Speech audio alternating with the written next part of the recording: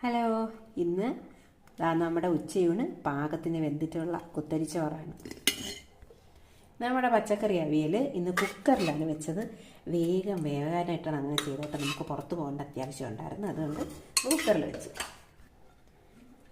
ഇത് ക്യാബേജ് ഉപ്പേരിയാണ്. തേങ്ങയൊക്കെ ചേർത്ത്, തേങ്ങയും ഉള്ളിയൊക്കെ ചേർത്ത് വെച്ച ഉപ്പേരി. ചുണ്ടയ്ക്ക തോരനാണ്.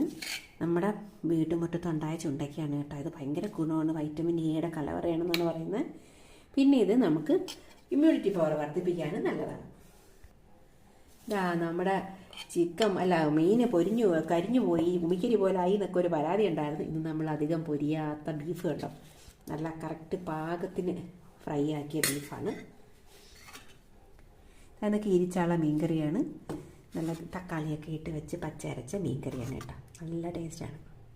അപ്പോൾ ഇതാണ് നമ്മുടെ ഇന്നത്തെ